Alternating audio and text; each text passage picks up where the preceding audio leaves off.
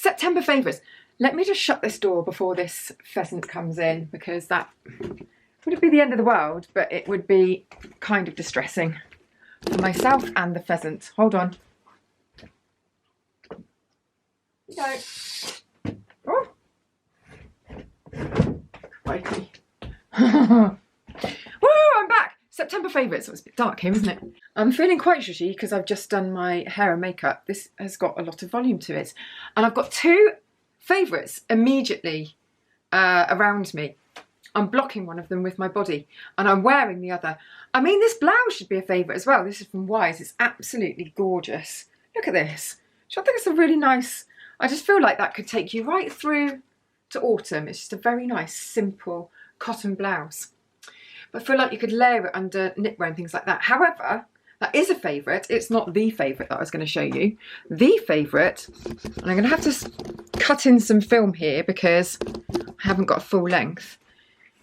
These jeans from H&M. Oh God, this is pointless. Hold on. These jeans from H&M. Can you see them? And they're called the straight. I don't know what they're called. They're bloody well sold out of them already. But you know what? I've been looking for a pair of jeans exactly like this for 5 years, something like that. You know, where they just sort of hang off the hips a little bit in that boyish manner. They're perfect. They were £24. I'll keep an eye on them in case they bring them back. They've got a few sizes left. I had to size up one or two.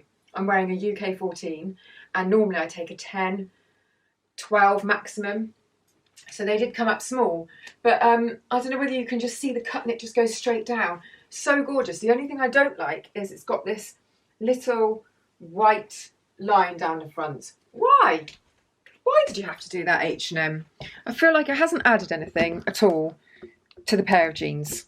It was completely unnecessary. Little bit of backstory, and I'm going to do an Instagram on this, a little sort of a reel showing the story. When we built the cabin, I knew exactly where each piece of furniture was going to go and where things would be zoned. Although I have swapped armchair and desk.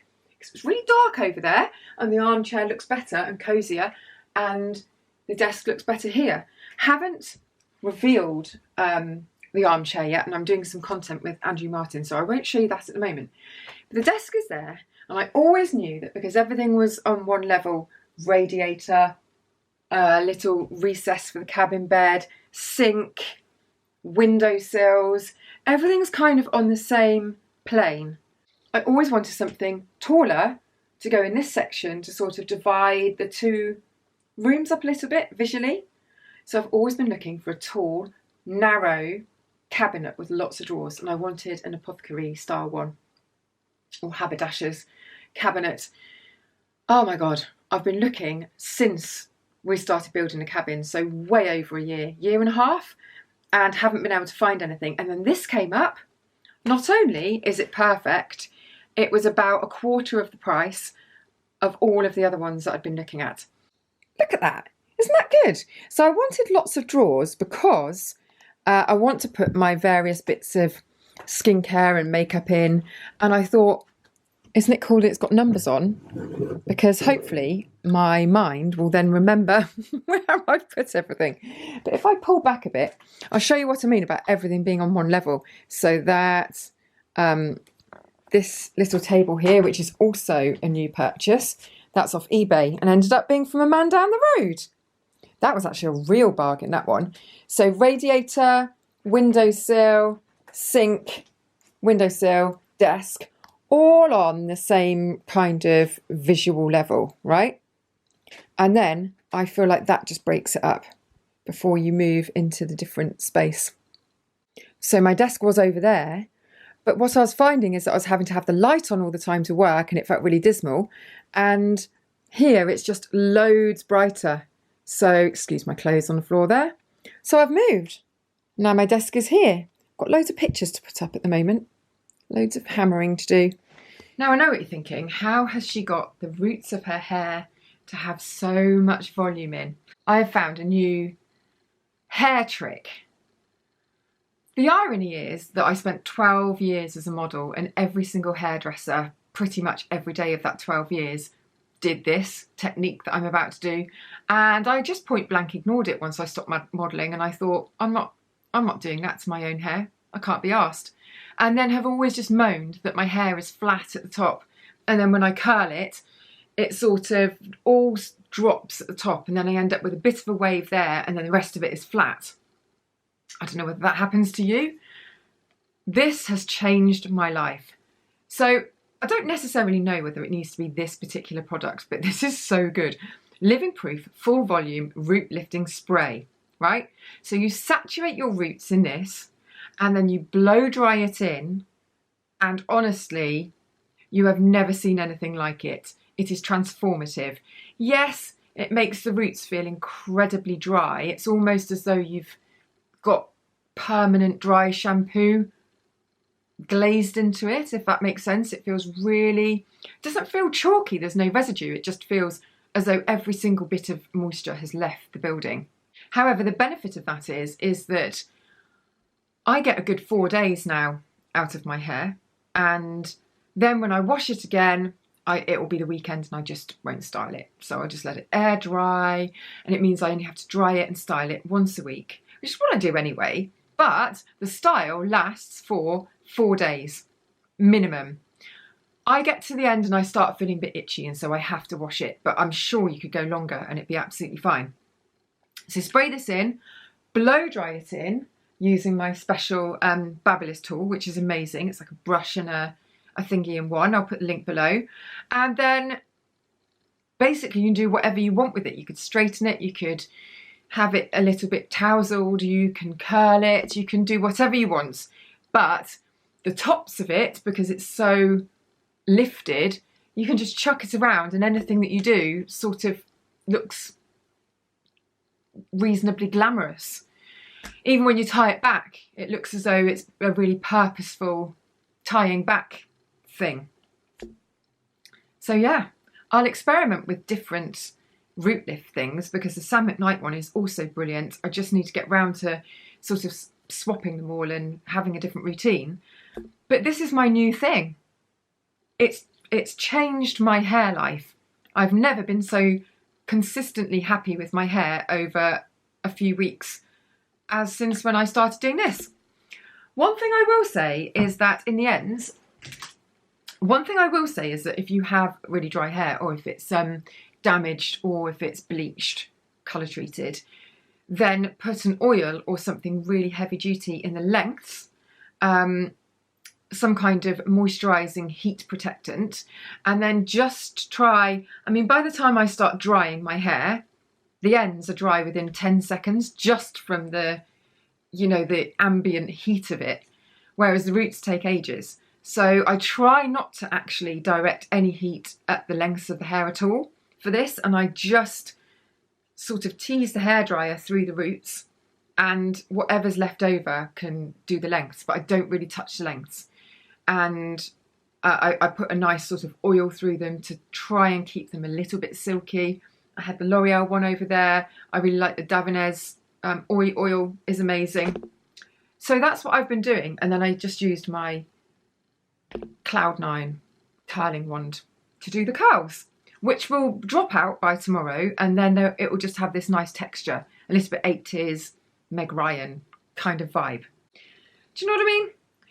So, I know, sorry, I'm very excitable today about this, but it is an exciting thing.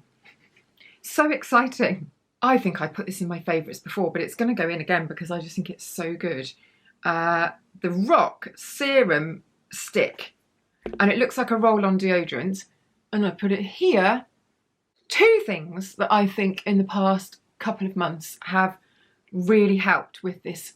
I mean, it's not even wattling anymore. It's a bit, but it's a massive improvement.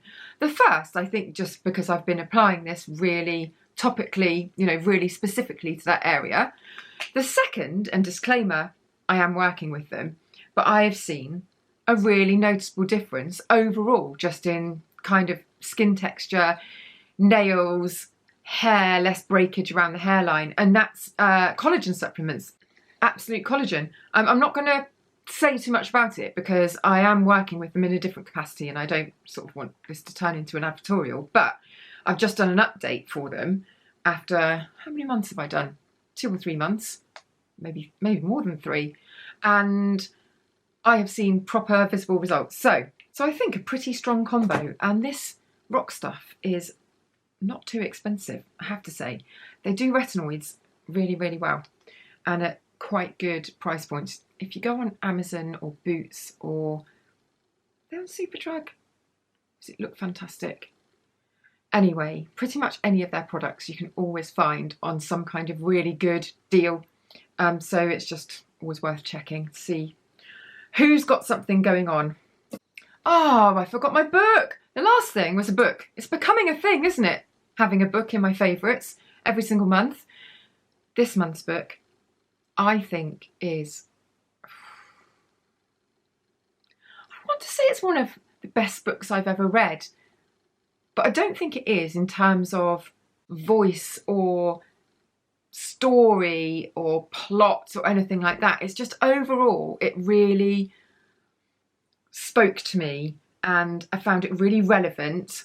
The book is called Sandwich, by the way. It's by Catherine Newman. You might have read her first novel, which was We All Want Impossible Things, which is so sad, and I cried from the first chapter.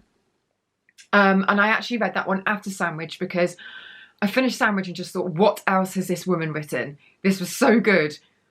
I never sort of jot down bits and pieces from a book. Not really. I mean, when I was doing my degree in my master's, I used to have to annotate and highlight and stuff like that. But I don't really do it when I'm reading a book for enjoyment. If I tell you that I think I stopped and photographed pages 16 times, I wouldn't be lying, because that's what I did. It was so good.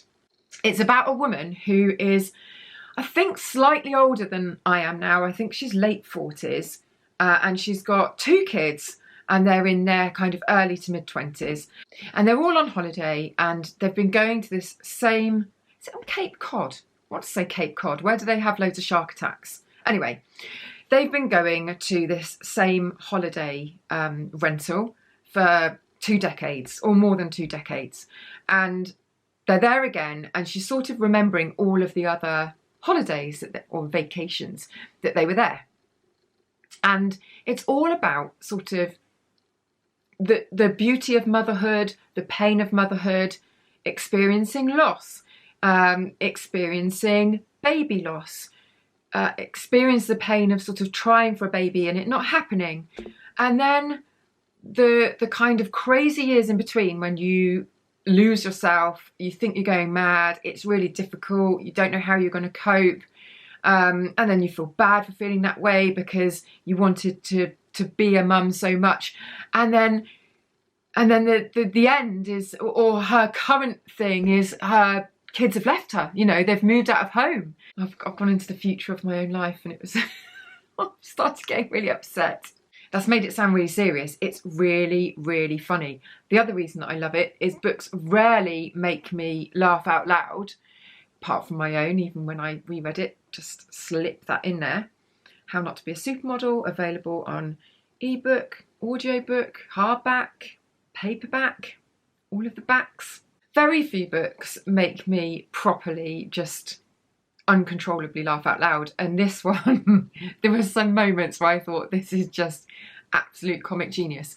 So it is a brilliant read. So read it, and read We All Want Impossible Things, which was written before that. One thing I will say, having read both, is that I find the characters, even though they're different in both books, to be almost identical.